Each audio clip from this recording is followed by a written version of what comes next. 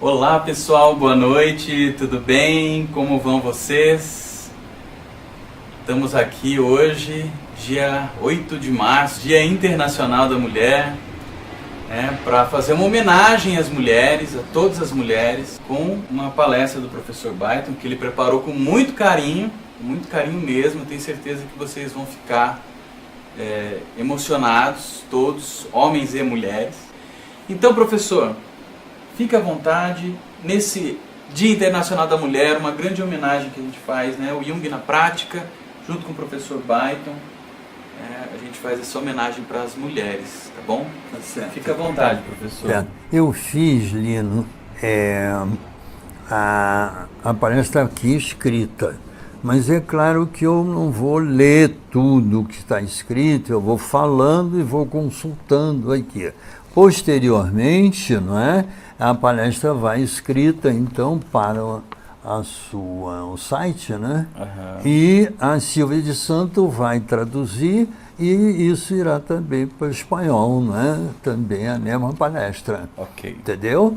Então, eu vou aqui lendo alguns trechos, porque eu fiz um estudo geral, que eu tive uma ideia que eu achei interessante depois. A palestra é sobre o amor, E começa com: queridas companheiras, presenteio vocês com minha admiração e amor no dia do seu aniversário, que é hoje, o Dia Internacional da Mulher. Então, a palestra de Psicologia Simbólica Junguiana na comemoração do Dia Internacional da Mulher, em 8 de março de 2018. Bom, qual a ideia que eu tive? Primeiro foi ligar a ciência com o mito, Que isso é muito junguiano, é muito arquetípico, e no caso o mito é o mito Banquete de Platão, onde nós vamos falar desde já sobre o nascimento do andrógeno, E a transformação do andrógeno. Mas também nós vamos ver em seguida, eu tive a ideia de situar, depois do mito, dentro da ciência.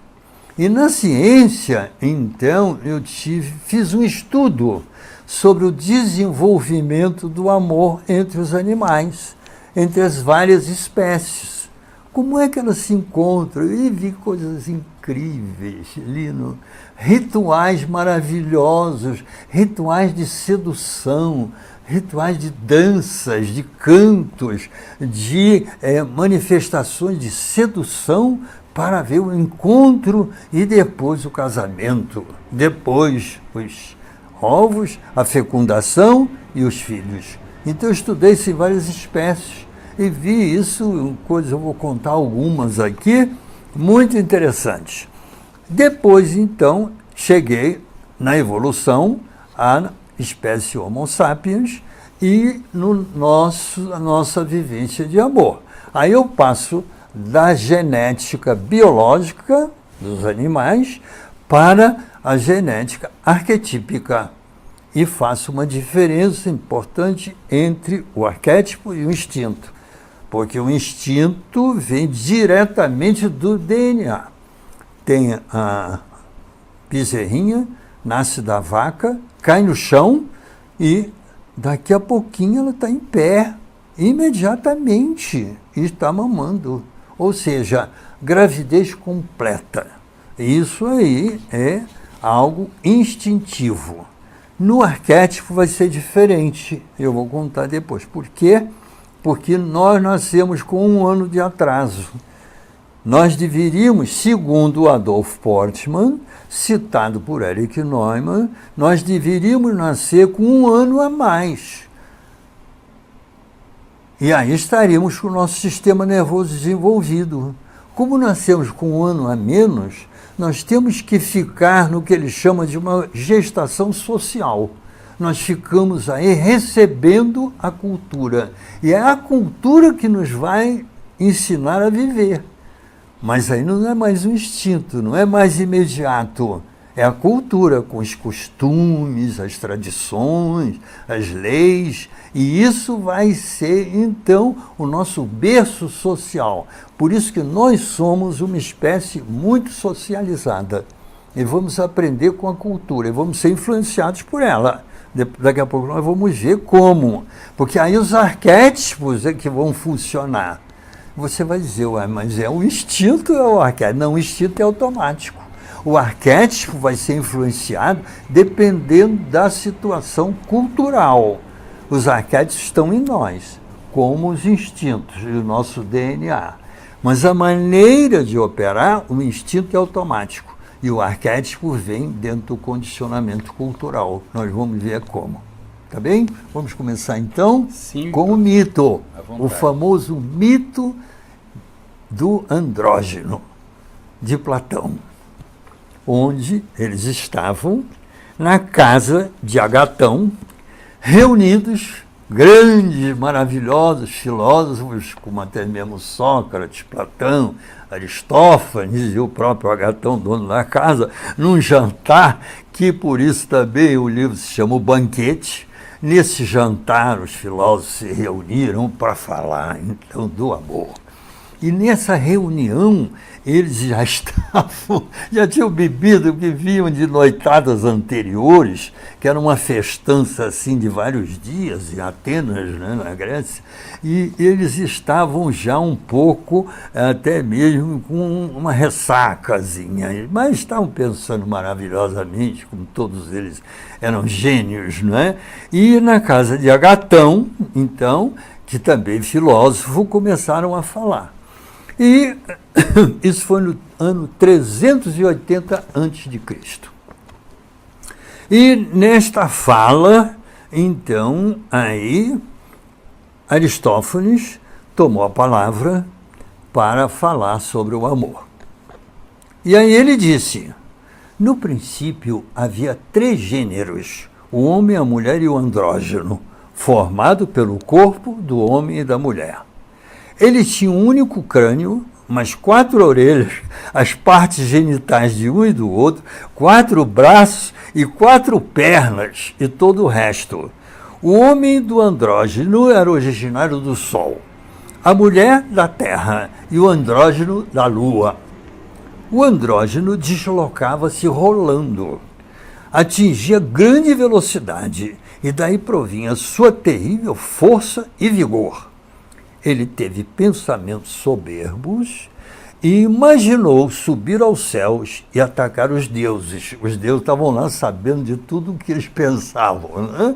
Devido ao seu poder mediúnico.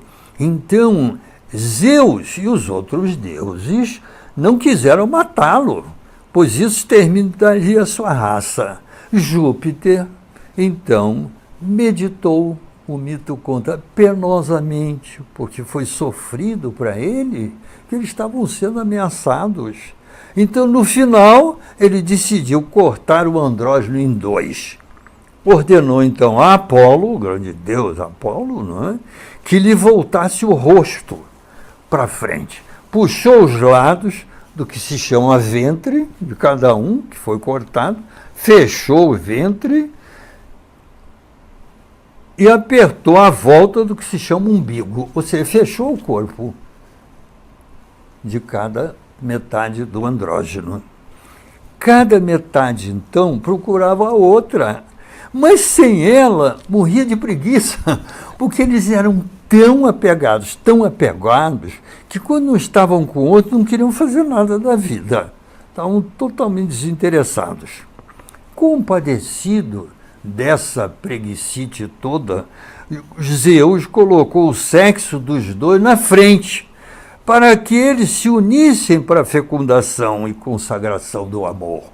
Aí eles já tinham muito mais interesse em estar um com o outro, e falar, e conversar, e tudo e tal. Os que já eram homem e mulher, antes do andrógeno, que eram 3, os que eram homem e mulher, eles buscavam seus iguais, mas não tinham essa necessidade premente do outro. Claro que já é o prenúncio da homossexualidade. O homem e a mulher resultantes do andrógeno dividido desde então se reúnem para o sexo, mas sem ele ficam sempre querendo estar juntos permanentemente, que eu vou dizer é a ternura dentro do amor. Eu vou chamar a atenção sobre o sexo e a ternura dentro do nosso amor de homem e de mulher, que vem evoluindo e vem sendo percebido dentro da psicologia cada vez mais. Esse desejo, então, do homem e da mulher é que se chama amor. Ele refaz a união primária do andrógeno e reúne o homem e a mulher durante a vida e após a morte no Hades. E o Hades lá, para eles, é um mundo inferior, que parece com o inferno, mas não é. É o mundo inferior depois da morte. Se reúnem para todo sempre. Isso nós vamos ver também na nossa vivência de amor e no final da palestra, o problema da vida além da morte, da eternidade. Então, essa reunião, falou Agatão e falou Aristófanes, deve ser devotada a Eros, pois só ele traz a restituição de nossa natureza original, que nos proporciona felicidade e alegria. Agora vem a ciência, vem todo o conhecimento humano. Depois de 380 a.C., nós agora temos na atualidade. 26 séculos depois, a ciência pôde ratificar, porque vejam bem a importância do arquétipo, primeiro o mito, depois a ciência. Então, 26 séculos depois, pôde ratificar a natureza simbólica do mito ao conceituar a teoria da evolução, agora Darwin. Ela descobriu que agora vem a ciência, né, com toda a sua método experimental, conhecimento e tudo, estudando já a evolução na Terra da vida durante mais de 4 bilhões de anos que se desenvolveu a vida do planeta, né? E depois do Big Bang, que já tinha 12,7 bilhões de anos na formação da crosta terrestre. Depois a vida começa então a 4,5 bilhões de anos, não é? E durante esses 2 primeiros bilhões, olha que coisa interessante, os seres humanos não tinham sexualidade, nem existia sexualidade entre os seres. Eles se desenvolviam como? Com as amebas, se repetindo, chama-se partenogênese. Partenos quer dizer virgem. Eles se reproduziam sem ter macho e fêmea e faziam sempre o mesmo. E a evolução só se transformava se houvesse uma mutação dos cromossomos. Olha como a evolução era lenta, só que há 2 bilhões de anos atrás, 2 bilhões de anos depois de ter começado a vida na Terra, então é que nascem os seres humanos, e que nascem os humanos, não, que nascem os seres agora, macho e fêmea, nasceu a sexualidade. Por um fenômeno da biologia chama de meiose.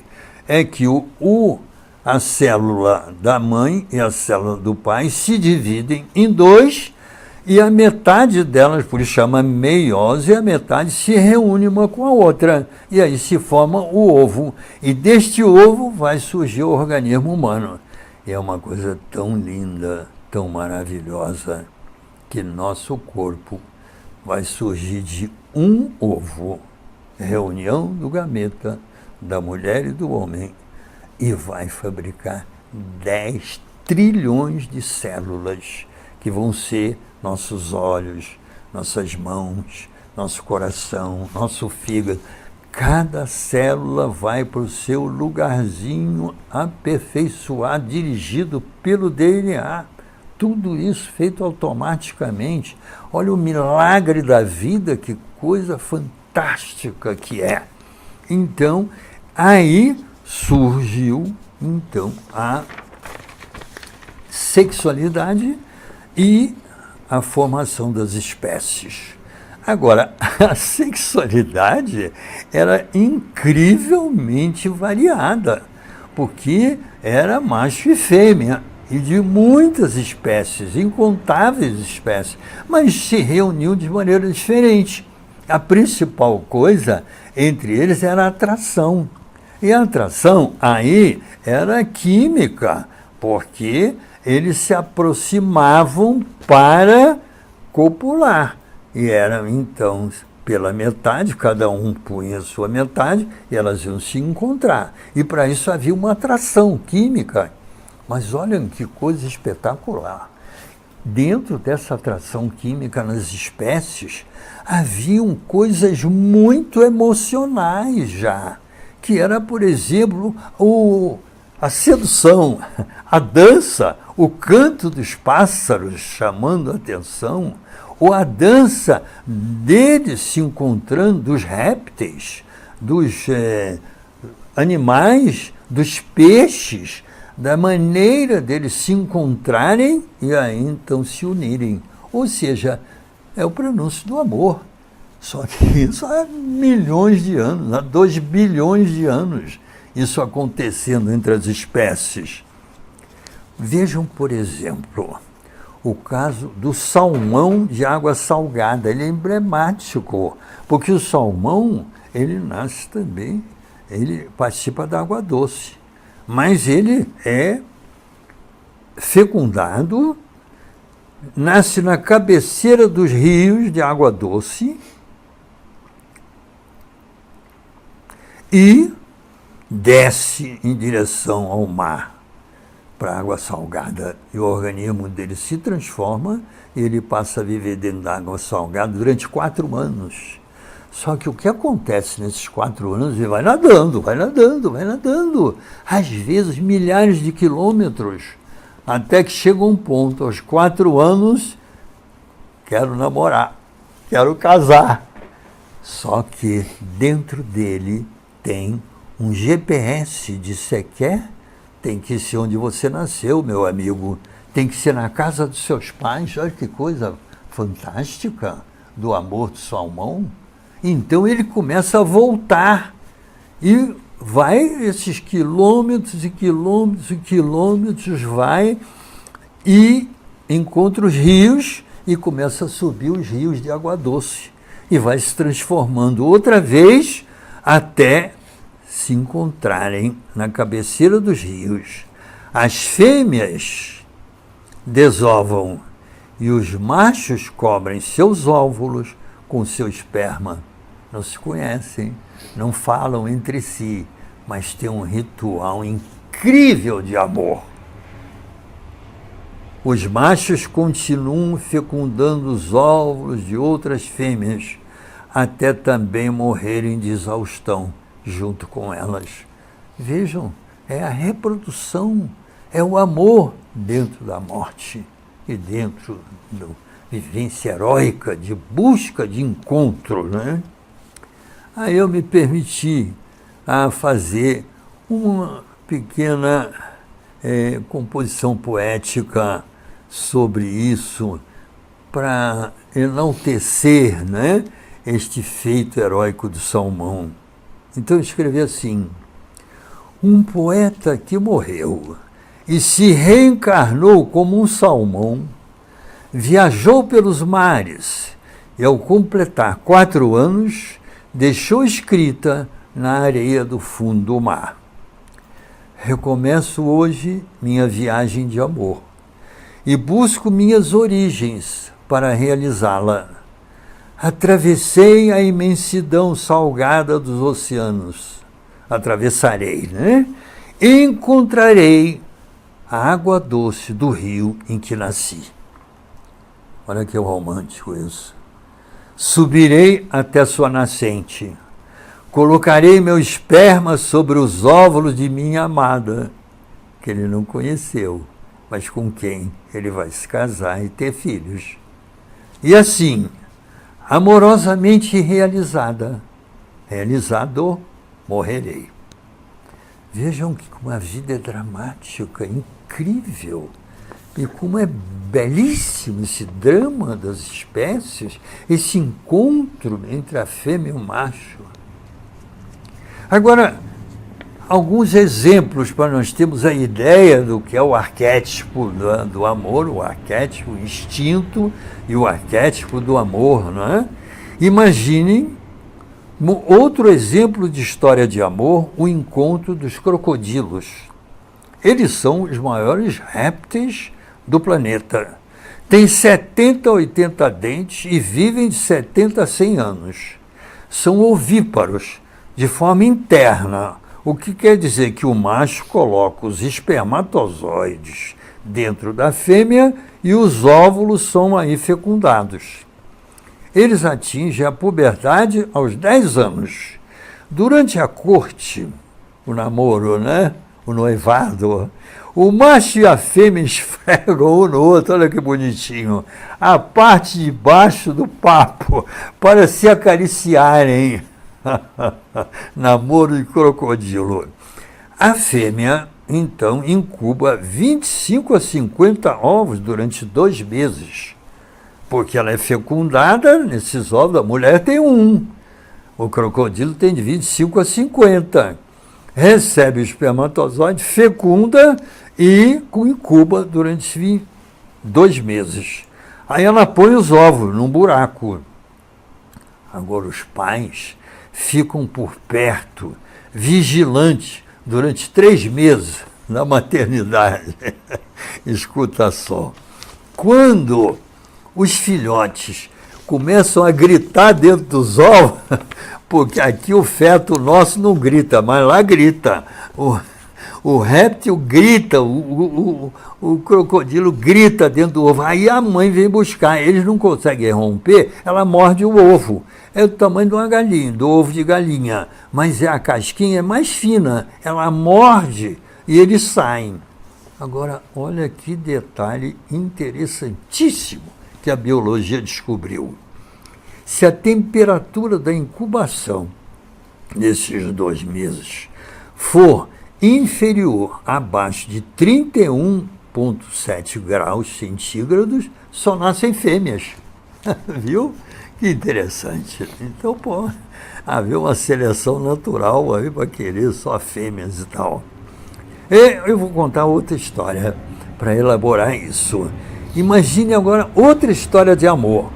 A ova de um peixe fêmea com milhões de óvulos é deixada na superfície do mar, alto mar, umas sardinhas, por exemplo. Eles atraem a ova de um peixe macho, com milhões de espermatozoides, que são desovados sobre a desova da fêmea.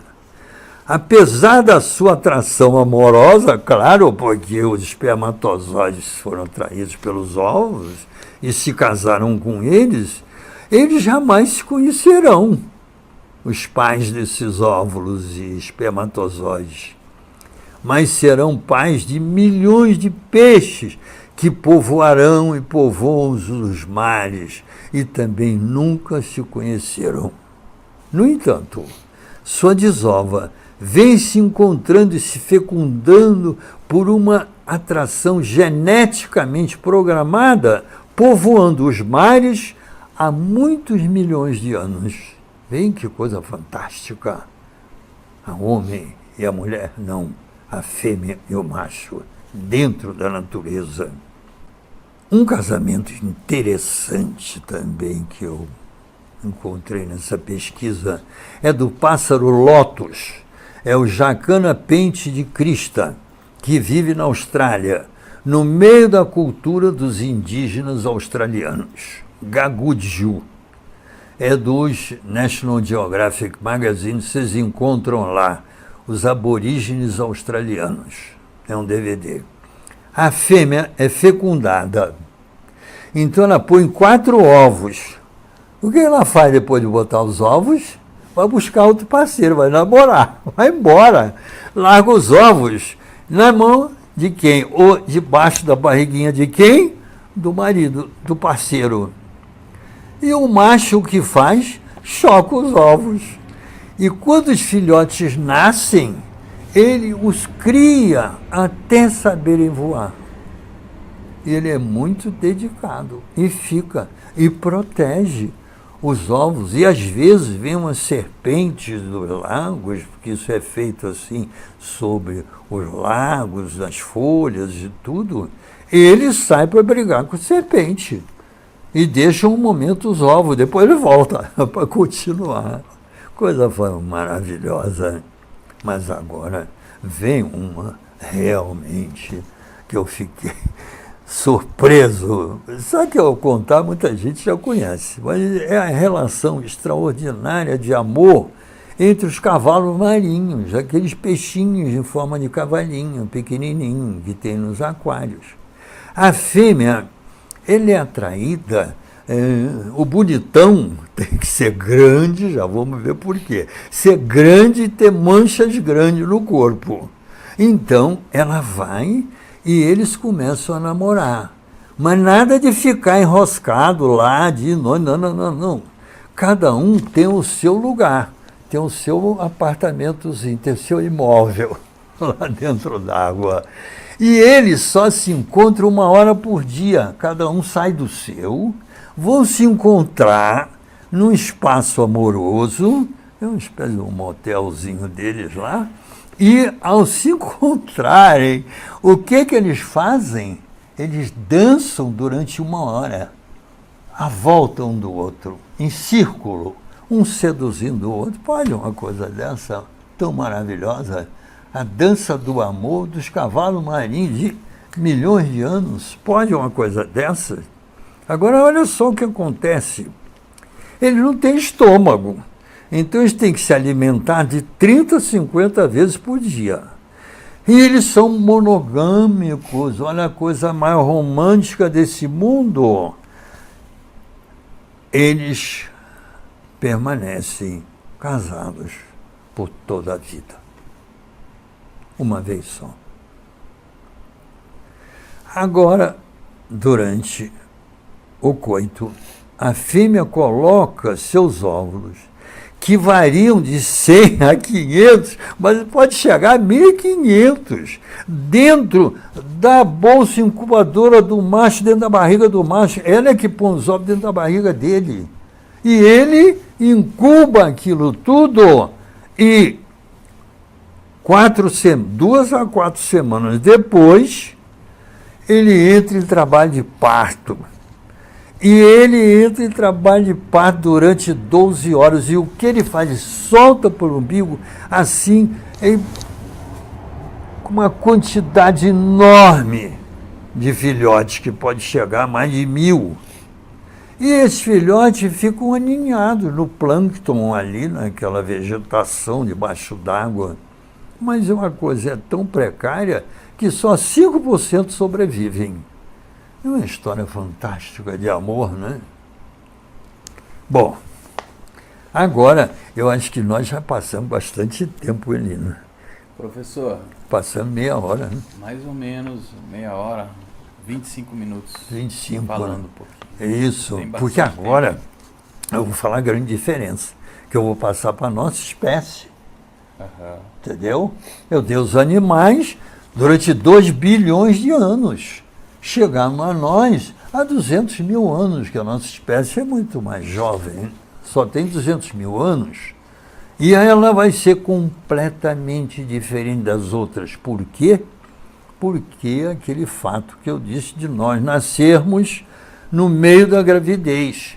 E o Portman e o Neumann explicam isso dizendo que isso foi devido à bipedestação, que os quadrúpedes, quando tem a sua gestação, nascem os filhotes, por exemplo, de uma cabra, ou de um bezerro, ou de uma qualquer quadrúpede, né? O cachorro, o gato, tudo. Eles nascem E daqui a pouco eles estão em pezinhos. O sistema nervoso já está maduro, eles saem em pezinho, e saem mamando, e saem já vivendo. Nós, nada. 1 ano para começar a andar. Diz o Portman, é a gravidez social, que nós devíamos estar dentro do útero e ficamos fora. Então isso vai trazer algo espetacular para a nossa espécie, porque nós nos vamos livrar do DNA e vamos fazer um trabalho de desenvolvimento próprio dentro da cultura. Arquétipo. Entende a diferença? Aí o arquétipo. Só que esse arquétipo, dentro do nosso sistema nervoso, que nós temos DNA também, igual aos bichos, mas dentro do nosso sistema nervoso, nós temos 100 bilhões de neurônios. E esses 100 bilhões de neurônios fazem padrões entre eles de comportamento equivalente ao instinto, mas não é igual ao instinto, é o arquétipo. E esses padrões de comportamento, então, é que vão coordenar a cultura. E aí eu descrevo, alguns que já conhecem a minha obra, eu descrevo, né, os 4 grandes arquétipos da história arquetípica da nossa espécie, dos 200 mil anos. Grande início, 180 mil anos, dominância matriarcal, do arquétipo matriarcal, que é o arquétipo da sensualidade. Depois vem o arquétipo patriarcal, depois vem o arquétipo da alteridade, com a ânima e o ânimos, e finalmente o arquétipo da totalidade. Então, a nossa espécie tem esse desenvolvimento dentro da cultura. E como é que isso, então, ocorreu? Durante 180 mil anos, nós éramos nômades. Nós não morávamos em cidades, nós morávamos no meio do mato, andando de lá para cá, procurando o quê? Comida. Nós éramos povos nômades, caçadores-coletores. E andávamos de um lado para o outro. E fomos, com isso, colonizando o planeta. Foi muito importante isso.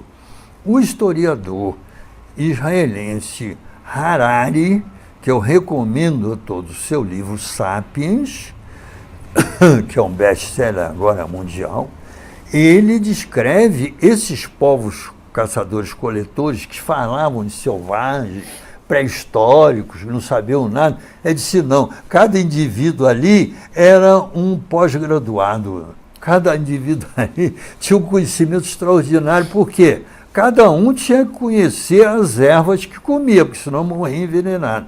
Cada um tinha que conhecer o lugar de procurar os alimentos. Cada um tinha que saber costurar a sua roupa de couro para o inverno, porque senão morria de frio. Então, cada indivíduo da pré-história era um graduado, era um universitário, eram sabidíssimos.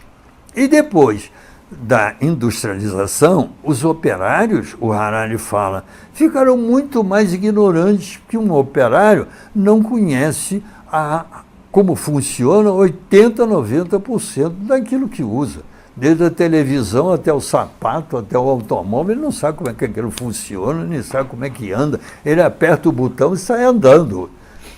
A pré-história não, tinha que saber de tudo, do começo ao fim, para poder fazer. Então, o arquétipo matriarcal teve este predomínio na história. E o que acontecia, então? Não tinha lei, não tinha costume, se andando por grupos pelo meio do mato, não se conhecia nem a relação do pai com a criança. Achavam que a criança nascia de dentro da mãe e pronto. Não se conhecia a paternidade. E eles transavam sexualmente. Então, a minha intuição é que havia estupro, porque o homem era mais forte que a mulher, que havia um estupro consensual, quase habitual. E quanto é que essa mulher usufruía nessa vivência de estupro conduzida pelo macho? Eu acho que, do ponto de vista que se conheceu depois, do problema do clitóris, da excitação do orgasmo, era uma vida muito mais exuberante e produtiva para a mulher do que o que veio depois. Porque há 10 mil anos atrás, entre 10 e 20 mil anos, mais perto de 10 mil anos atrás, o que aconteceu? Revolução agropastoril. Nós, finalmente, olha como levou tempo, hein? 180 mil anos. Aprendemos o quê? A plantar e a domesticar os animais. Quando fizemos isso, gente, não precisa mais andar pela floresta procurando comida e morrendo de fome, não. Pode ficar aí sentadinho, faz a plantio, bota dentro dos silos e faz aí o quê? A vila, as pequenas cidades, depois os reinos, depois os países, entendeu? Começou a civilização, a história moderna. E aí, como é que se fez isso arquetipicamente? Olha que coisa sensacional. Porque o arquétipo, ele é ativado pelo costume. Se você não ativa o costume, você não fala com a criança, ela pode até ficar muda. Então, os gorilas, por exemplo, que já são primatas superiores, se eles não veem o coito entre dois gorilas, eles não sabem penetração, ficam lá se esfregando até ter orgasmo e morrem virgens, nunca vão copular, porque não veem a cópula, a penetração do pênis da vagina. Aí é que ativa o arquétipo, entendeu? E o que ativou o arquétipo? E qual o arquétipo foi ativado? Nós sabemos que o matriarcal era ativado pela fome e a sensualidade. Agora, na Revolução Agropastoril, foi ativado o arquétipo patriarcal. E o arquétipo patriarcal é o arquétipo do poder, da organização. Um manda e o outro obedece. E essa organização social surgiu por quê? Porque dentro, ali, daquele povoado, com a comida já garantida, o que nós tínhamos que garantir? A relação social entre nós, onde nós vamos dormir, onde nós vamos comer, quem é filho de quem é pai de quem cuida de quem é responsável pelo quê, ou seja, organização social. Não era mais o matriarcal, era o patriarcal. Mas não é o patriarcal do homem, aqui eu faço uma diferença. O matriarcal já era do homem e da mulher, o arquétipo. O arquétipo patriarcal também do homem e da mulher. E aí o que fizeram então? A organização social. Com o quê? Com a família patriarcal, que é a base da célula. E aí vem o papel social do homem e da mulher. Aqui começa a tragédia do movimento feminino e do que a mulher sofreu na história. Claro que dentro dos povos nômades, a mulher sofreu, o homem também, mas eles tinham muita parceria. Ela ficava com as crianças andando, o homem ajudava, os caçadores-coletores, ele matava uma presa, ela carregava. Chegava num acampamento, ela tirava o couro e ele botava também, usavam o fogo juntos, né? De noite para acender o fogo, fugir dos animais. Então, era uma coisa muito partilhada mais no matriarcal. No patriarcal, não. Vêm os códigos estruturados. Mulher, cozinha, tanque, fogão, criar os filhos, parir, satisfazer o seu marido e tomar conta do lar. Homem, fora do lar. Tem um poder, tem um mando, tem uma organização social, vai para a guerra, vai para a doutrina, determina nas reuniões dos homens o que se deve fazer, como é que se deve comportar, como é que se deve educar as crianças. Perceberam os papéis sociais rígidos na sociedade patriarcal? 10.000 anos. E com essa rigidez, então, baseado na família patriarcal, com essa rigidez, é que aconteceu essa imensa opressão da mulher, controle da mulher, essa vivência machista, que eu te digo, machista, controladora, veio daí. Porque antes não tinha essa, não. Saía pelo meio do mato, que cada um seguia por onde podia. Tinha um caminho de formiga, você desviava, o homem ia por ali, a mulher ia por aqui, os filhos por ali, enfim. Agora não, mulher em casa. Se saísse de casa e fosse vista na rua, até hoje, bota o véu. Não quero que outro homem te veja. Por que você não quer? Porque eu não quero, acabou, tá? Vai botando o véu aí e cala a boca. Entendeu? Tudo na base do tapa, na base da autoridade, na base do machismo. 10.000 anos. Só que isso não ficou só num véuzinho no rosto. Bota um sapato na criança, na mulherzinha, na menina, um sapato durinho no pé, para ver a mulher andando com um sapatozinho pequeno na China, durante centenas de anos. O pé ficava gordinho, ficava dentro do sapato, o pé não crescia, ficava dentro. Então a mulher ficava andando em cima daqueles toquinhos de pé inchado, mas ali dentro, e o homem achava aquilo mais elegante, mais bonitinho. Compreendeu? O nível de opressão agora vai muito mais além. Cliterotomia. Por quê? Porque já a mulher não podia ter orgasmo, nem excitação, nem gostar de sexo dentro da família, porque senão ela podia transar com alguém de fora. E o adultério do homem não. Se o homem transasse lá, tivesse filho fora de casa, que se arrumasse. A mulher não. Se ela tivesse um filho de alguém de fora, ela ia romper a estrutura da família patriarcal, que era a vivência em comum do território, propriedade privada, tá? Herança. Se entrasse um lá de fora e fecundasse aqui, eles iam dividir herança com alguém que era de fora? No meu trabalho, da minha vida? Então o adultério da mulher era punido da maneira mais terrível. O exemplo é o apedrejamento no Velho Testamento, que inclusive Maria, no casamento com José, né, antes de nascer Jesus, Maria teve ameaça de apedrejamento, porque ela concebeu, e não foi exatamente junto com José, foi dentro da fantasia do Espírito Santo e tudo, não sabe direito o que é aquilo, mas, enfim, era um costume. E, de repente, ela aparece grávida, e, se fosse constatado o adultério, apedrejamento, levava fora da muralha. E não precisava muita coisa, não. Eram 2 homens simplesmente darem testemunha e levar para o rabino. Sentença, apedrejamento e morte. Então, era terrível a opressão da mulher. E vejam, a cliterotomia, para a mulher não ter prazer no sexo.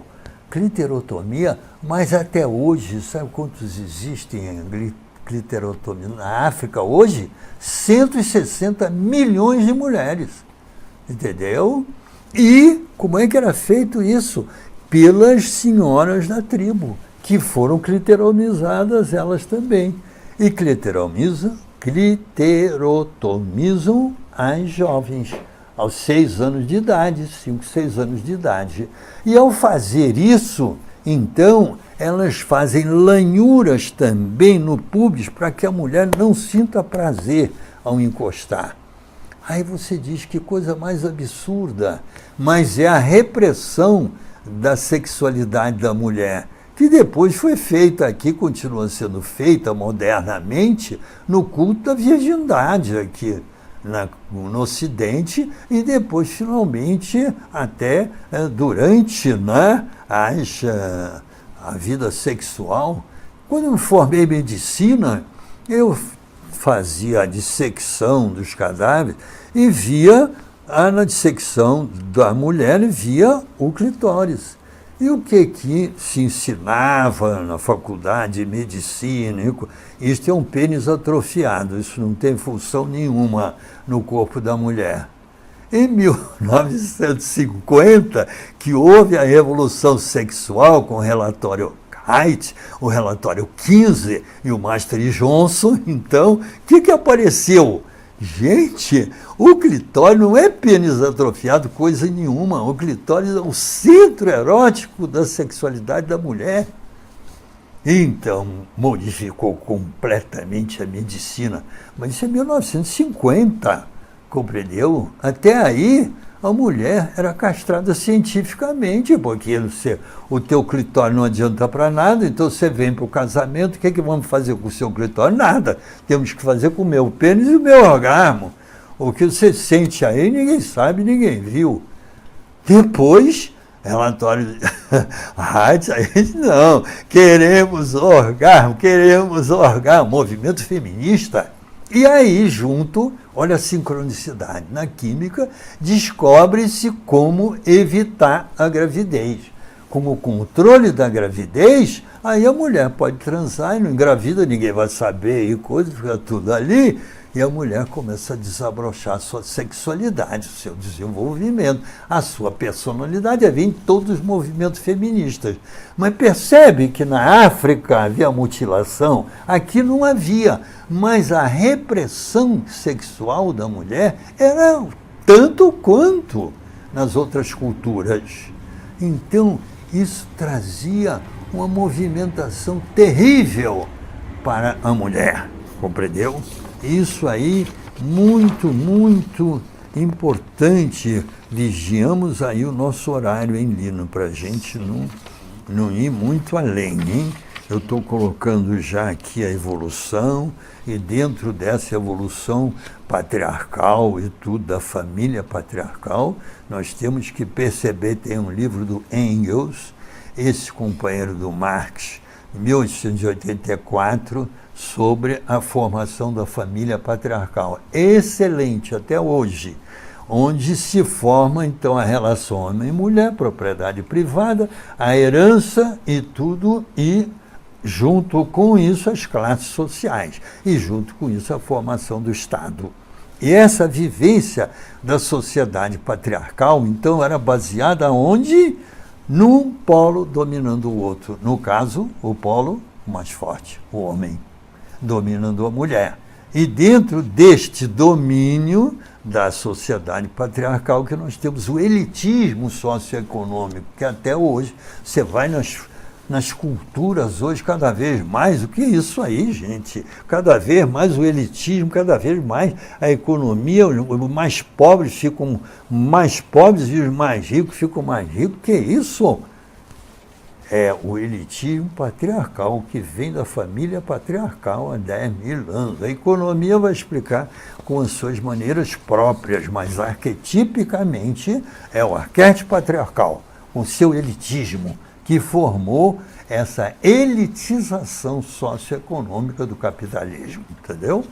Vamos em frente agora e nós vamos ver o seguinte. Quanto tempo já temos? Bastante, hein? Quase, não, 45 ainda. Né? 45 minutos de ainda temos um pouco, né? Vamos então acelerar e ver a terceira etapa do desenvolvimento, etapa da alteridade. Por que surgiu a alteridade? Nós vimos que o patriarcal surgiu durante 10 mil anos porque revolução agropastoril, plantio, descoberta do plantio, não precisamos mais andar pelo mundo procurando comida. Podemos fazer o nosso exercício, cercar a cidade e nos defender e organizar a sociedade patriarcal, porque comida já temos. Agora precisamos de organização social. Só que essa organização social valeu para nós dentro e fora das muralhas, porque aí nós começamos a trabalhar em conjunto, que se chama organização sistêmica dos homens entre si, e em vez de grupinhos que tem os bichos têm grupos, o cachorro, o gato, os lobos, todos têm grupos. Nós começamos a formar nações, milhares, milhões de pessoas unidas sob a forma da ideia, que reúne todo mundo, entendeu? Então, eu sou brasileiro.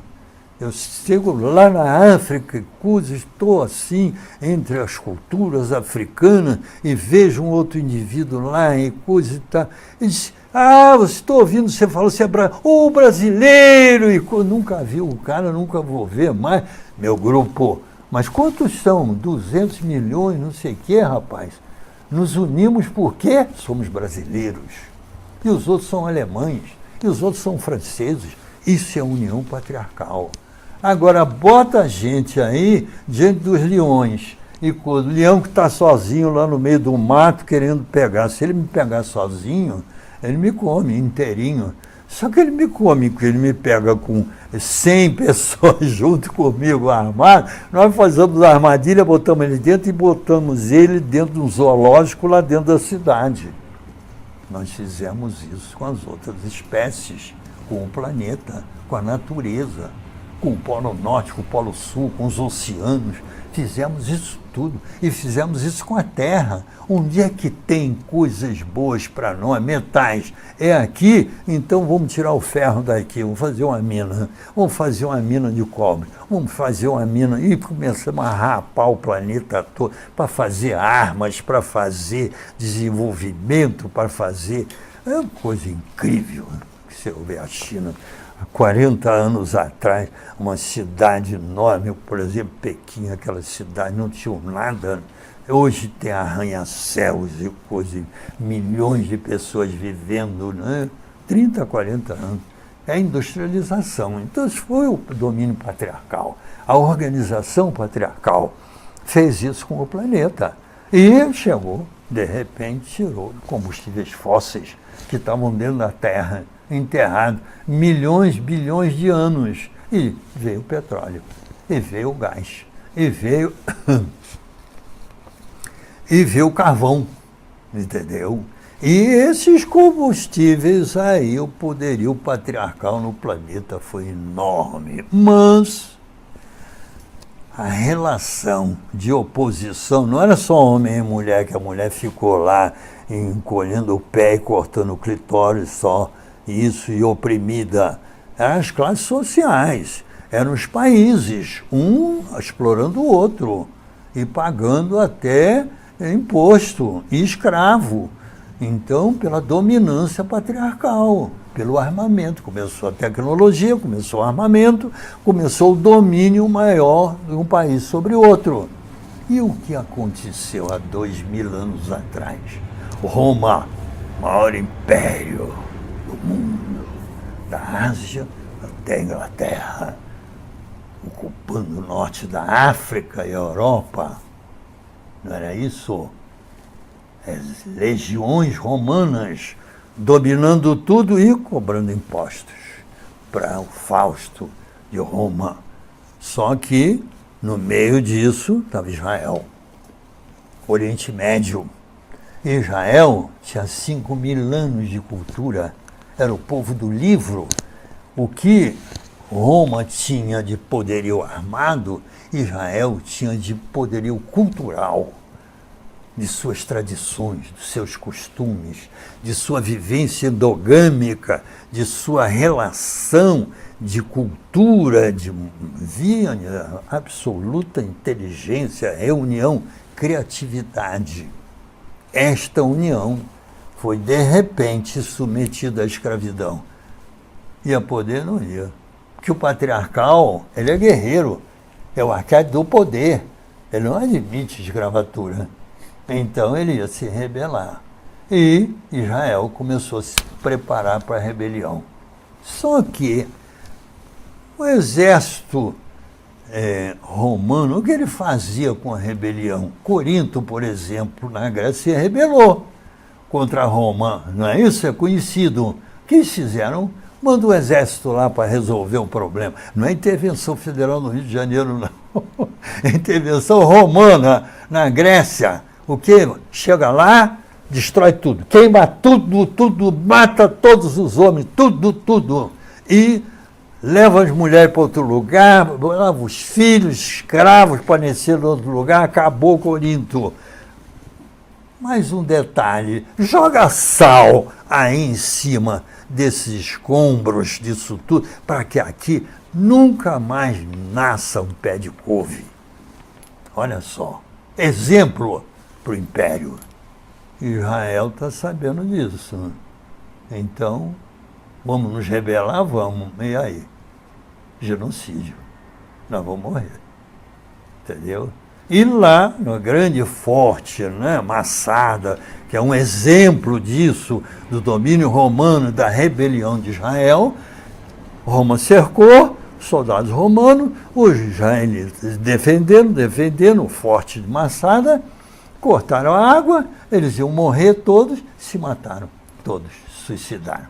era um prenúncio do genocídio que ia ocorrer no ano 70 depois de Cristo, com a destruição do Templo de Jerusalém, segunda destruição. Então, dentro desse ambiente pré-genocida, porque eles iam se rebelar, eles sabiam, eles iam lutar, o herói patriarcal, guerreiro deles era Davi, Salomão, Saul. Então, grandes heróis da história, Davi lutando contra Golias, era a tradição guerreira de Israel, espetacular. Eles iam se submeter a Roma nunca, mas se eles se rebelassem, iam morrer. Então, nessa tensão, na tradição judaica, israelita, mística, tinham dois arquétipos messiânicos, heróicos. Um era esse patriarcal guerreiro de Davi. Tinha outro, um arquétipo messiânico, heróico da compaixão. Estava lá. E já tinha sido vivido. E muitas famílias, muitas pessoas, muitos sábios já viviam aquilo. 500 anos antes, na Índia, esse mesmo arquétipo, diferente do patriarcal, mas um arquétipo da compaixão, do encontro, em vez das polaridades, uma dominar a outra, não, encontro, dialética, compaixão, virar outra face já tinha na Índia. Com quem? Com o Buda. E agora, quem veio? Só que o Buda veio depois do Krishna. Então já era muito evoluído, não foi preciso sacrificar o Buda. Aqui não, aqui era o domínio total, patriarcal, guerreiro. Quem se insurgisse aqui ia para onde? Para a cruz. Jesus. Crucificação. Então surgiu esse mito, entendeu? E ele previu a destruição do templo. Vocês vão lutar com Roma, vocês vão ser destruídos. Foi crucificado, perdeu no poder, perdeu na coisa, mas o arquétipo estava solto. Dentro, e antes de 70, porque ele morre no início da nossa era, que ele tinha 33 anos, Jesus no início, né? Ano 0. Israel vai ser destruído no ano 70. Nesse período de preparação, o cristianismo começou a surgir. E o que acontece? Olha a sincronicidade. A mãe do imperador de Roma, o todo-poderoso Constantino, Helena, faz uma viagenzinha de turismo para Jerusalém. E chega lá, conhece as seitas cristãs. E começa a ver aquele pessoal todo andando, sem armas, sem nada, de paz. Teu crente, os jovens, numa boa.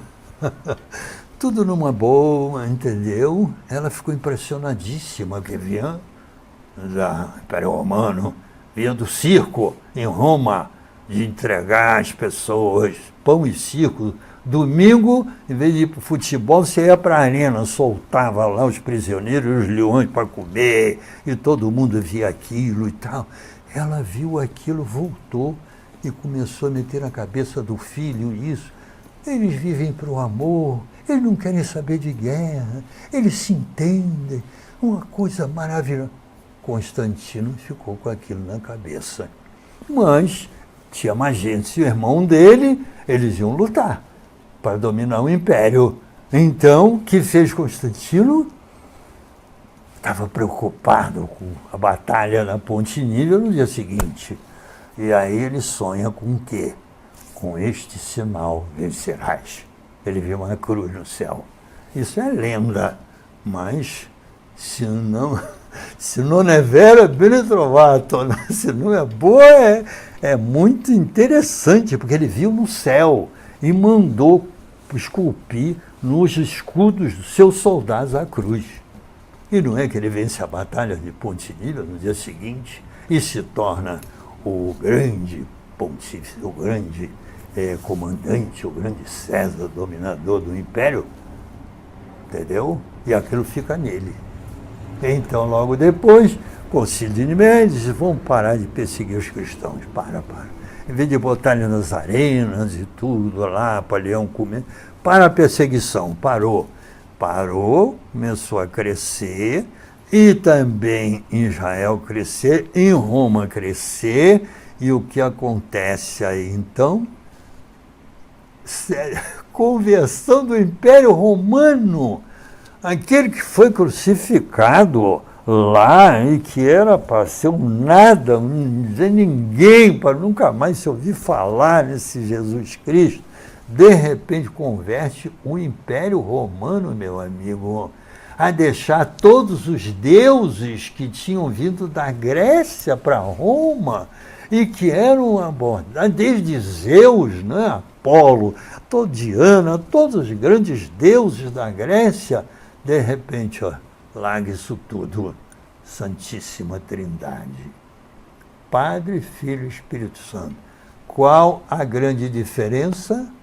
O Pai não reprime o Filho, eles são unidos pelo Espírito Santo. Olha o arquétipo da alteridade, do encontro, do amor, entendeu? Ao invés de quê? Do parricídio, do Édipo, do filicídio, que era a história do patriarcal. 10 mil anos de pai matar filho e sobe, e na própria Roma, era o César, ficava com 3 aqui do lado dele, porque ele ia comer alguma coisa.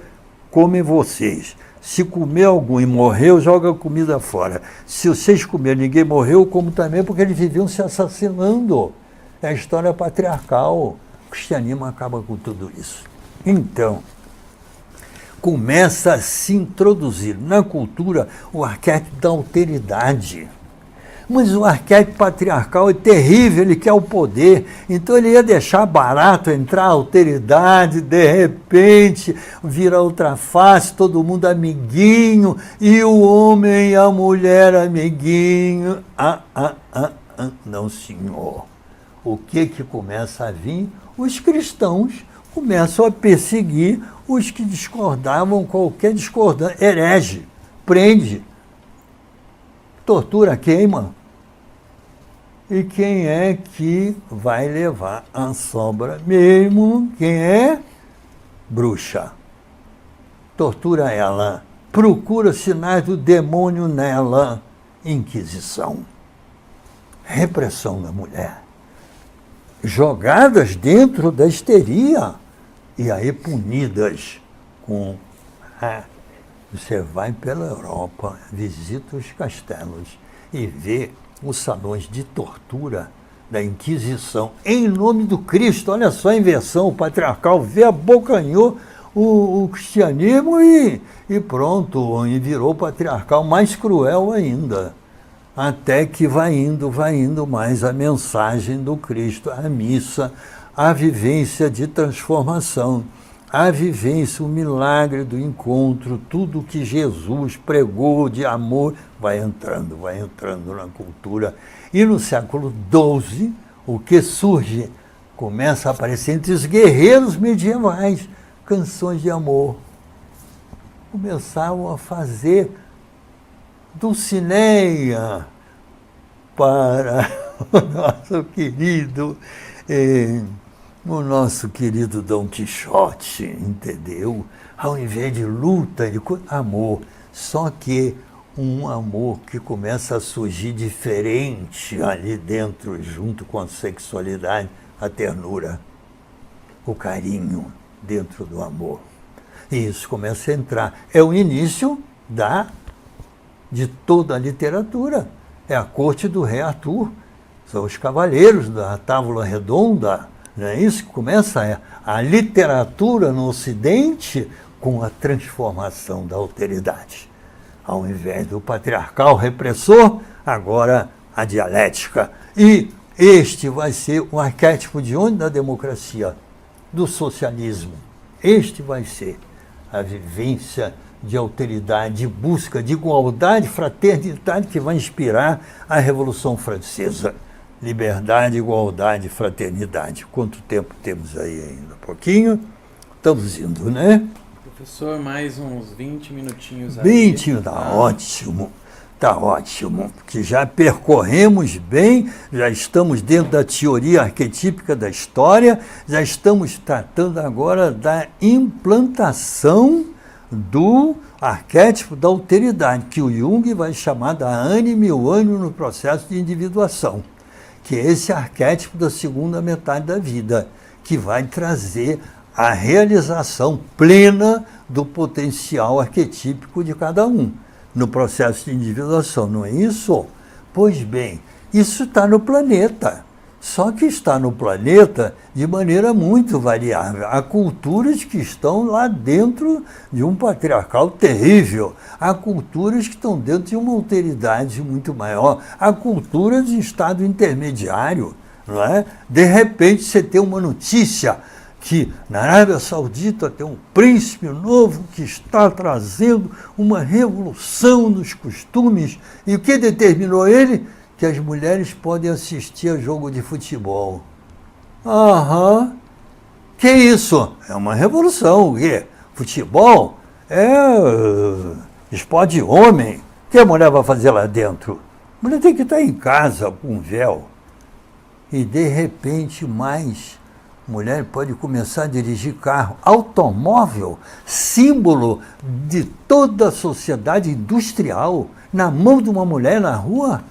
Então começam a dizer, olha, não quero nem falar, mas corre perigo politicamente isso, porque são ideias revolucionárias, só que é isso que aqui no Ocidente é coisa trivial. Lá no Oriente você vê a diferença. Aqui as moças todas fazendo vestibular, o Enem, corre toda a moçada, estão se formando muito mais do que o homem, aqui começam a entrar no mercado e coisa, de repente lá vai o quê? Vai à escola, dá um tiro na cabeça dela, malana, a menina, a mocinha, tiro na cabeça porque estava indo na escola, e os outros que estavam indo para a escola, joga ácido na cara dela, para elas não. E essas que já se formaram em medicina, tudo para dentro de casa. Para com isso de mulher médica, para revoluções dentro da cultura do Oriente, do Ocidente, repressões, entendeu? O patriarcal velho vem e, vê o socialismo. De repente começa a liberdade na França, a própria França. De repente vê a república, vê o povo no governo, e o que acontece? Começa a se matar entre si, não consegue, vem o patriarcal de volta, e quem é que vem para Napoleão? Ditadura de Napoleão. Então a alteridade e o patriarcal se oscilam aqui entre nós no Brasil. De repente não está funcionando mais o Rio de Janeiro, manda o exército para lá, para reprimir, para conter. O que é isso? Uma medida patriarcal. Por quê? Porque tu não está contendo a organização social. E assim, meu caro, estamos na modernidade, com essa relação entre o homem e a mulher, e começando a nascer o processo de individuação, a igualdade entre o homem e a mulher, e esta vivência de amor que agora, da nossa espécie, dentro da dialética, de um arquétipo muito especial, começa a trazer o encontro amoroso do homem e da mulher, descobrindo agora, além da sexualidade, a ternura. E para explicar não só a relação do homem e da mulher dentro do amor adulto, mas da relação com as crianças. Porque a psicanálise, para fechar tudo dentro da sexualidade, postulou que não, as crianças têm a sexualidade infantil, que até tem, mas e a ternura? Ficou escondido. Schulz Henke, grande psicanalista alemão, disse, Dr. Freud, existe a sexualidade, mas existe também a ternura. E a ternura é tão importante quanto a sexualidade. Expulsa esse homem daqui. Sai daqui esse homem, que esse aí é um herege. Esse aqui quer quebrar a teoria da sexualidade, da psicanálise, tal. Mas ele marcou posição. E hoje, quando a gente vai lá, a gente vê o início da ternura e o início de esse amor da Idade Média, de todo esse início todo da literatura, com as canções de amor, baseadas na ternura. E no amor do homem e na mulher. E, sobretudo, agora, com o aumento da longevidade, nós ver a sexualidade dentro da menopausa, da andropausa, ela vai diminuindo. Por mais que tenham os viagras da vida, não é? A sexualidade vai diminuindo e o homem e a mulher estão juntos para pagar despesa, para levar o netinho na escola e ali. E o que surge então? Sexo? Muito pouco. Mas e o amor? E que amor é esse? É a ternura. Então, este nascimento da ternura é a grande inovação do amor na nossa espécie. E é isso que as mulheres trazem. E isso é o dia delas hoje. Elas que vêm oprimidas desses 10.000 anos patriarcais terríveis de tortura, de mutilação, de domínio, elas vêm com uma vivência importantíssima, que é a preservação da função afetiva com as crianças no início da vida. O que o homem faz? Por mais que se dedique, seja companheiro, vai trabalhar, vai cuidar das coisas. E elas estão ali, juntos. E qual é a função? A psicanálise diz que é a sexualidade infantil. Não é não. Isso é uma forçação de barra, não é não. O que está ali não é sexualidade, é ternura. E você vê isso nessas mulheres. Você vê o paciente aidético morrendo no hospital e tudo, e já ali, abandonado pela família, que ninguém mais quer ir para ver coisa. Você entra no hospital, quem está sentado ao lado da cama dele? Uma senhora. A senhora é sua mãe dele. Está morrendo, está junto. Isso é amor? É sexualidade? Não é, é a ternura. Então a mulher é portadora disso. E muitas vezes a mulher agora no movimento feminista, na luta com todos os direitos femininos, que está mais do que com razão, justificada com essa luta, ela tem esta função dentro do amor, preservada através dos tempos da maior opressão patriarcal. Ela tem a ternura. E ela traz isso para a sociedade. Ela traz esse exemplo. E é isso que hoje, que eu homenageio a mulher no seu Dia Internacional, eu quero enfatizar a função da ternura dentro do amor erótico, que ela trouxe e que ela impõe e que é uma grande contribuição dela para o mito cristão, para o mito do Buda, para o encontro dialético do homem e da mulher, para a democracia, para a relação povo-governo, ao invés da luta de classe fomentada, do ódio e tudo, elas trazem o ternura, a compreensão. Por quem? Você vê a mulher, eu estou levando isso para onde? Eu estou levando isso para a igreja lá perto de casa, que a gente dá para o pessoal que precisa lá, essa roupa que ela vê. É a minha que trabalha lá em casa, a Rita. Rita, você vai levar? Eu estou levando sim, doutor. O que é isso? Ternura, compaixão, carinho pelos pobres, entendeu? Não tem luta de classe, não tem ódio, não tem nada, tem carinho. Pelos que precisam, pelos necessitados. O que é isso? O sermão da montanha de Jesus.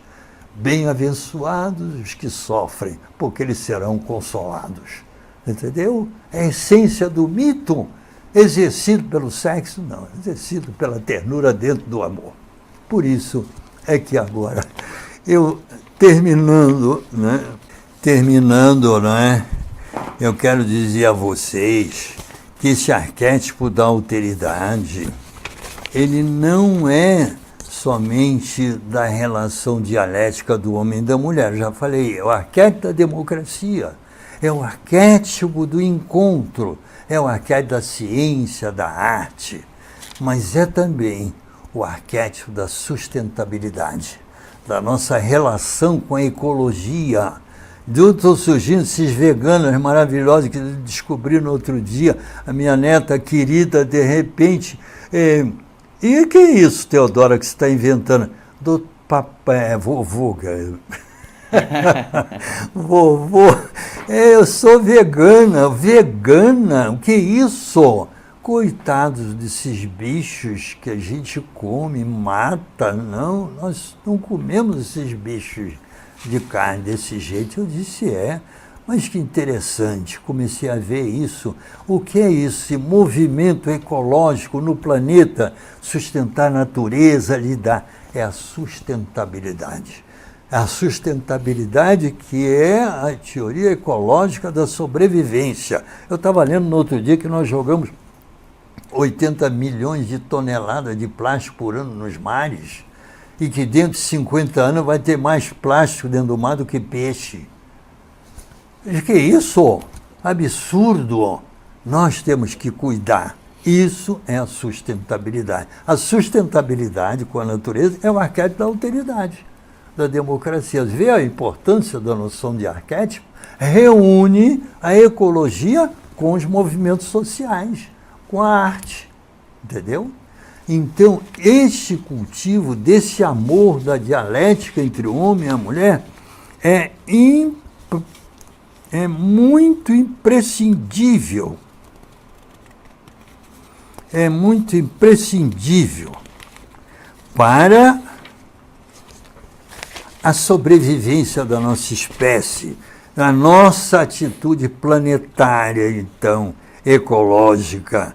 Então, eu termino aqui lendo que a inclusão da ternura e do amor modificou radicalmente a consideração da mulher como desejo sexual para uso e abuso e liberou o amor para o encontro espiritual, também junto com o erótico da mulher e do homem na sua missão civilizatória de alteridade e de sustentabilidade, entendeu? E aí, essa nova relação entre o homem e a mulher pelo amor, que comemoramos hoje, como um homem, homenageio a mulher como companheira erótica e espiritual, na missão de iluminar e salvar nossa espécie da sombra social, econômica, política e religiosa que nos ameaça de destruição. Para terminar, conto-lhes a história de uma mulher de 80 anos que muito amou eroticamente durante a sua vida. Nos últimos 20 anos, casou-se com um companheiro de longa data. Gostavam muito de meditar e de passear de mãos dadas à beira-mar e acompanhar o sol que desaparecia no horizonte no final da tarde. Durante esses últimos anos, descobriram a ternura dentro do amor. Eles gostavam de meditar. Sua meditação preferida, eles meditavam juntos. Era do budismo tibetano. Om Mani Padme Hum. Que quer dizer, como é maravilhosa a flor de lótus. Mani, maravilhosa, Padme, a flor de lótus. Enaltecendo a flor de lótus como Buda, por quê? Porque sua aparência na superfície é esplendorosa, mas a sua raiz é na lama, ou seja, no corpo, ou seja, lá embaixo do pecado, nas dificuldades, nas limitações, e em cima, esplendor do amor. Então, o amor englobando os dois polos, né, da beleza e também do lodo. Né? Este foi um presente que uma filha havia trazido para ele do Tibete com essa mantra que ensinou para ele, eles ficaram praticando. E essa filha trouxe numa viagem que ela fez com o marido para o Tibete e trouxe então esse mantra, né, que é muito, muito excelente. Ele agora, com 85 anos, já havia colocado 2 estentes nas coronárias, mas sentia que seu coração estava cada vez mais enfraquecido. Nessa noite, de madrugada, ela sentiu que ele estava com uma respiração artificial. Perguntou a ele estava sentindo uma dor pré-cordial. Ela perguntou se queria que ela o levasse para o hospital, porque eles já estavam acostumados, né? Às vezes de noite, a ir parar no hospital. Ele disse que não. Disse que sentiu o fim próximo e que queria passá-lo com ela. Ficaram juntos, de mãos dadas. A respiração dele foi diminuindo. Nesses últimos instantes da vida, tiveram a certeza que seu amor, cheio de ternura, duraria tanto quanto a eternidade. Parabéns para a mulher. Eu vou falar 5 minutinhos, 3 minutinhos, o mais rápido que eu puder, sobre o projeto que a gente está fazendo com o senhor, tá? Sei. Que se vocês entrarem aí, portalcarlosbyton.com.br, vocês vão ver que a gente está desenvolvendo um trabalho exclusivo com o professor Byton para a divulgação da psicologia simbólica junguiana, né, e das ideias do professor. Junto com isso, a gente também está desenvolvendo uma área que a gente está chamando de Byton na Prática, né, ideia da professora Maria Helena, né? Minha esposa. Byton na Prática, onde vai ser o quê? Uma área de assinatura, tá? Para a gente poder manter esse projeto todo.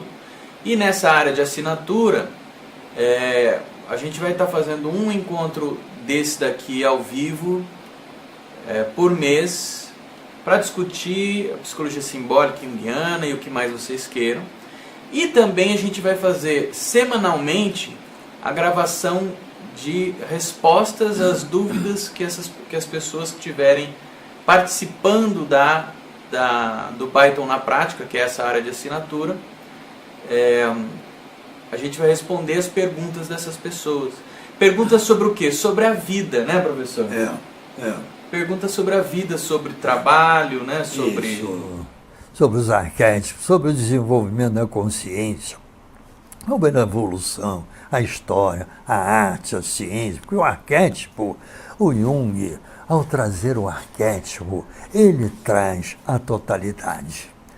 Ele ficou muito centralizado no indivíduo, no processo de individuação. Ele também não podia fazer tudo, né? Então ele ficou centralizado aí e mostrando o que ele estava vivendo com ele. Uma coragem que ele demonstrou socialmente, tudo no casamento em Zurique, na Suíça, toda a pujança dele. Ele mostrou isso para unir as culturas pelo arquétipo, mas centralizou o arquétipo no processo de individuação. Mas agora eu trago o arquétipo para toda a dimensão do arquétipo que o Jung já havia colocado, inconsciente coletivo, para toda a humanidade, para toda a espécie, para a cultura. Daí o que eu mostrei, a teoria arquetípica da história, baseado no Neumann, mas que eu ampliei, trazendo alteridade e tudo, e que agora nós podemos usar o arquétipo em todas as dimensões, inclusive na universidade da relação mente-corpo, na medicina, né? Agora mesmo a Universidade Einstein está fazendo na sua unidade da Paulista um curso sobre humanidades dentro da medicina e tudo, não é? E que é dirigida pelo Fernando Souza. E ele me convidou para fazer um longo seminário no sábado, né, próximo, trazendo que eu vou levar para eles, são médicos, assistentes sociais, enfermeiros, pessoas que trabalham na área de saúde, vou levar para eles o arquétipo dentro da medicina, a medicina simbólica. O que é isso? É a mente e o corpo reunidos dentro das emoções, dentro da compreensão do sintoma físico, da doença, você compreender a mente, a cultura, compreender o símbolo. Isso aqui é o arquétipo, entendeu? A extensão da obra do Jung, a importância da obra do Jung, que o Freud trouxe o instinto da sexualidade, foi um grande passo com o inconsciente, mas o Jung, passando do instinto para o arquétipo, colocando esta função dentro de 100 bilhões de neurônios, porque para a sexualidade você precisa dos neurônios da área, não é isso? Excitação, e ereção e orgasmo são os neurônios da área. Mas para o desenvolvimento da consciência coletiva da humanidade, da história, do amor, da ciência, você precisa dos neurônios de todos os 100 bilhões de neurônios do cérebro. Isso aqui é o arquétipo, entendeu? Você pode usar tudo. Tudo que você sentir é arquetípico. Tudo. Se você sente, por exemplo, a miséria, você vai pela rua, vai pelo Brasil, você vê essas crianças. Aqui tem uma moça aqui no Itaú, aqui na Clodomiro, que eu vou no banco, chego lá, ela novinha, sentadinha, com o neném no colo. Eu digo, você está aí outra vez? Ele todo. É o leite do neném que eu vim buscar aqui. Aí eu dou um dinheirinho para ela e tal. E ela diz, obrigado, Deus abençoe o senhor. Eu digo, que ótimo. E eu saio dali impressionado, digo, meu Deus do céu, isso é Brasil. Isso é Bolsa Família, isso é o Nordeste inteiro, são milhões e milhões de pessoas. Só que eu penso que se você traz o arquétipo para a Bolsa Família, você vai fazer uma Bolsa Família muito mais ampla. Não é dar aquele dinheirinho só para as pessoas, é muito mais. É fazer um programa de investimento cultural com Bolsa Família. Então, o Bolsa Família passa a ser um investimento social do governo no desenvolvimento da cultura familiar. E aí vai entrar a vacina, vai entrar a assistência às crianças, vai entrar a escola, vai entrar todas as condições para o indivíduo se entrar na cultura. Então a Bolsa Família vai ser assim. Quem que pode organizar isso? As pessoas têm preconceito, acham que banco é coisa de rico. Bota isso na mão dos banqueiros e diga, olha, vocês vão fazer aí os olerites para vocês verem tudo que pode ser pedido, você dá o dinheirinho para a criança, tudo que pode ser pedido para a criança. Bota isso na mão dos bancos para eles estudarem, eles fazem isso com o pé nas costas, entendeu? Bota isso na mão do Ministério, isso vai levar não sei quantos anos, eu pensei milênio, mas, entendeu? Bota na mão dos bancos, que eles fazem isso. O que eles fazem isso? O dia inteiro, né? Contar dinheiro, né? Dar e receber, é comprar e pagar, não é isso que o banco faz? Bota a Bolsa Família na mão dos bancos. O que vocês podem fazer com o dinheirinho dado para uma família? Aí eles vão te dar uma planilha. Aí você vai ter os cartõezinhos da Bolsa Família, da criança. Aqui está faltando sua vacina de sarampo, hein? Atenção, olha lá, hein? Vai prejudicar o seu recebimento. Aqui, e o dentista, cadê? Já está aqui? Ah, você foi no dentista, muito bem. Entendeu? E por aí vai. E a escolinha está indo. Bom, a escola já tem, a Bolsa Família já influencia. Mas ampliar isso para o universo da educação do povo, quer dar Bolsa Família? Dá. Tem que dar. E tem que aumentar, porém, como investimento cultural no desenvolvimento da cultura. Não é só alfabetização, porque a alfabetização você cria um alfabeto inútil. De repente, o alfabetizado que não tem função. Agora, você criar cultura, não, você vai cuidar dos dentes da família, você vai cuidar das vacinas, você vai cuidar dos idosos, você vai cuidar, vocês vão dar assistência aos seus vizinhos. Cadê aqui a atividade social existencial da família? Está ajudando seus vizinhos? Quem? Quem que está ajudando? Ah, está aqui, Dona Maria, o seu João, que moram ali. Você leva o seu João para o médico. Que bom, coisa maravilhosa. Uma coisa que eu faço com o futebol, que você sabe que eu estudei futebol, e o futebol, para mim, é um símbolo educacional maravilhoso. O futebol tem uma função ética, do cartão amarelo, do cartão vermelho. Isso aí é altamente educativo, eticamente. E o que eu digo, então, o futebol tem uma grande função educacional. Dizem que o futebol é a alienação do brasileiro, do samba. Os dois são altamente funcionais e educacionais. Agora, tem que usar o futebol para as atividades culturais do seu time, que tem a sua torcida organizada, mas que entre um jogo e outro tem a sua camisa no bairro para fazer o quê? Assistência social aos vizinhos. Levar os velhinhos para o hospital e tomar conta das crianças e ver a creche, ajudar as mães que estão precisando. Isso tudo em função do time. Compreendeu? A torcida organizada pela atuação social, futebol simbólico, futebol arquetípico dentro da sociedade. Então, isso é que nós temos que ter uma mentalidade educacional, cultural, de desenvolvimento da cultura. Você não pode, estou falando demais, daqui a pouco acaba o tempo, mas... Não vai ter pergunta depois. Pois é, mas é que esses assuntos são tão importantes, eu tenho tão pouca oportunidade tá certo. de falar essas coisas, que eu falei no futebol agora, e de repente já ia falar também, né, em todas as atividades sociais, educacionais e tudo, ia falar também nessa atividade cultural do futebol, da torcida do futebol, que pode ser usada para, em vez de ficar se brigando, se matando entre um jogo e o outro, e aí essa vergonha que a torcida é proibida de entrar no estado para não brigar com o outro, que é isso? Nós somos que é bicho? Que é isso, gente? Leão, um cachorro que vai brigar um com o outro? Para com isso! Vamos ver o esporte, vamos ver o encontro, vamos ver a dialética, não é o patriarcal. É a dialética, é a alteridade dos times jogando. Vamos fazer isso, mas temos que treinar essas pessoas a ter atividade social, das torcidas organizadas, cada uma no seu bairro, cuidando da sua comunidade. Aí o indivíduo vai para lá para encontrar o time da outra comunidade, mas com respeito pelas pessoas e tudo isso, né?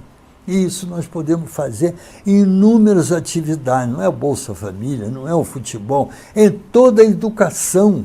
A educação ser feita para o encontro dialético com o outro, para o serviço comunitário. Essa coisa do adolescente ficar 3, 4 meses sem ir à aula e ficar, então, fazendo surf, aí nada contra o surf, mas ficar andando pela rua, você passa sábado de noite no posto de gasolina, ficou lá bebendo cerveja e coisa, e sem fazer nada, sem ter atividade cultural. Que isso?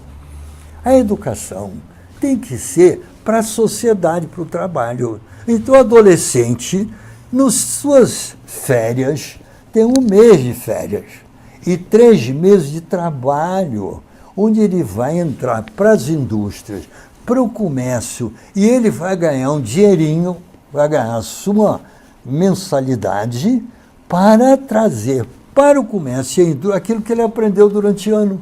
Então ele vai ensinar, chega lá, o engenheiro dirigindo a fábrica, Doutor, eu aprendi lá no meu curso, dentro do meu cursinho que eu estou fazendo, não sei o quê, mas você não está aí no segundo ciclo, você não está aí começando aí nem o colegial, não está aí. Estou, mas o senhor sabe que eu aprendi uma coisa interessante, que esse operário seu que fica sentado aí pela cidade e nesses banquinhos durinhos, essas pessoas que trabalham de pé, que isso vai tudo ter doença, vai se aposentar, o trabalho vai dar um prejuízo à nação enorme, porque o senhor tem que fazer uma cadeira decente para o porteiro, para o funcionário que trabalha em pé sentar. Porque senão ele vai ter varizes dentro de 20 anos e durante 30 anos ele vai ter lesão da coluna cervical, entendeu? Mas isso quem vai dizer para o gerente da coisa é o adolescente. Então ele vai ser empoderado, ele vai sentir poder na sua educação, porque senão, o que ele vai? Ele vai para a escola, aprende um monte de coisa, e o que ele sente? Isso não tem apoio para nada. Eu vou fazer isso com quem? Com a minha família? Com quem? Com o meu surf? Eu vou com os colegas lá fumar maconha, vamos embora. E não tem nada que eu aprenda. Depois eu volto para aprender essas bobagens aqui que não valem nada e que eu aprendo e logo esqueço. Sabe quanto você esquece do que se aprende? Hein, Lino? Sabe? Você tem uma ideia? Se eu tenho uma ideia, acho que... Você faz os cursos. Você faz 12 anos de curso, depois mais faculdade, 18 anos. Eu acho Quando você tem 50 anos... Hein? 3% eu lembro, mais ou menos. Lembra, 97% você esqueceu. Por quê? Porque não foi útil. Porque se aprendeu, não usou. Aposto que se você usar todo ano, durante as férias, 3 meses, você vai usar isso na indústria, no comércio, na assistência social, e vai ganhar, porque você vai ganhar mesada para isso. Então você vai ter seu dinheirinho próprio para você viajar, para comprar sua prancha de surf no outro meio. Mas não é 4 meses de férias sem fazer nada, porque aí a cabeça, sabe, aprontando coisas, né? Na bebida, na droga, não sei o quê, corrida de risco, no racha de cabeça, não tem o que fazer, nem tem nada dentro da cabeça para aplicar. E o estudo aí vai embora, e a cultura vai embora. E assim vai o futebol, vai a Bolsa Família, vai um desperdício. Brasil riquíssimo, está nessa miséria pelo desperdício da sua riqueza. Não é só a soja, o milho e coisa que a safra é prejudicada na coisa. Não é isso. É o saber que é desperdiçado. O saber do futebol, o saber do samba, o saber da música. Posso falar mais uma coisinha? Mais uma coisinha. A Cecília Cone, minha querida educadora do Rio de Janeiro, estava no Ministério da Educação, na Cultura, na Secretaria, junto com o Darcy Ribeiro, e foi chamada no Morro da Mangueira, porque as crianças não eram alfabetizadas, entendeu? Não aprendiam nada. Então, eles tinham que estudar se é que eles não comiam proteína e o cérebro tinha atrofiado, ou se é que os pais estavam tudo preso, delinquente, e drogado e condenado, entendeu? E que essas crianças não tinham família e por isso não aprendiam. Ela ouviu aquilo e disse, criança não é assim não, não. Vamos fazer o seguinte, vamos para a aula de alfabetização. E essas crianças vai ter escola de samba. Agora, cada escola em Mangueira vai ter o seu hino, cada um vai trazer um elemento de percussão, de dança, de coisa, e vai dançar e cantar o hino da escola. E, enquanto isso, outros vão escrevendo na pedra a escola e toda a letra da música da escola, uns vão escrevendo e outros vão dançando e outros vão cantando. A alfabetização direto aumentou. Era 5%, aumentou para 95%. Compreendeu? Motivação, ensino, motivação. Ensino é uma coisa maravilhosa. O saber é uma preciosidade. O saber vale na vida uma enormidade. Nós desperdiçamos o saber. Eu vou fazer uma palestra amanhã lá no Senac, lá, sobre isso, e vou falar essas coisas. O problema do ensino no Brasil é o desperdício, entendeu?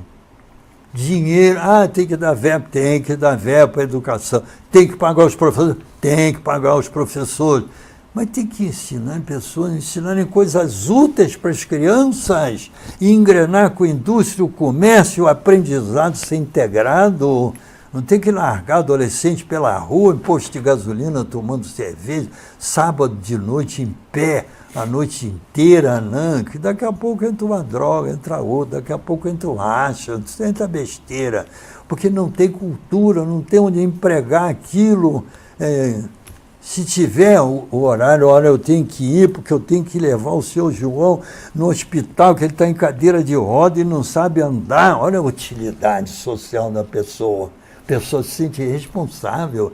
Aí você vem me dar uma droga. Peraí, rapaz, eu estou trabalhando aqui para levar a pessoa no hospital, na creche. Quando você vem querer que eu fume maconha ou cheire pó, cocaína e crack, tá maluco, rapaz. Eu tenho que me preservar para me doar, entendeu? Para amar, para viver, entendeu? Muito bom, professor. Nossa, eu fiquei até arrepiado. Você curte, né? Eu gosto. Né, Lino? Lino dá maior força, curte. Isso aí é ótimo, né? Terminar um dia de consultório como ele, essa hora da noite, e ter alguém que vem com toda essa aparelhagem e tudo, e deixa lá em casa a Bianca e tudo tomando conta, e o companheiro... O Arthur. O Arthur é o filhinho deles em casa com a Bianca. E a Bárbara, que também é cunhada, né, acompanhando, e o Frick, que é também um assessor importantíssimo, técnico, tudo isso, para poder a gente fazer essa transmissão e coisa, a gente tem que agradecer, realmente ele está fazendo um desempenho muito bom para a divulgação do Jung, da psicologia simbólica e da cultura, sem dúvida, para o aumento de consciência de nossa gente, da nossa terra, que tanto precisamos nesse momento de caos político, social, de miséria, de desencontro, de os poderes tão desorganizados entre si da República. Ele traz esse espaço de estudo, de meditação, de apresentação, que é realmente muito, muito importante, baseado na obra de Jung para a psicologia e para a cultura brasileira. Viu, Lino? Então, obrigado, mais uma vez, parabéns. Obrigado, professor.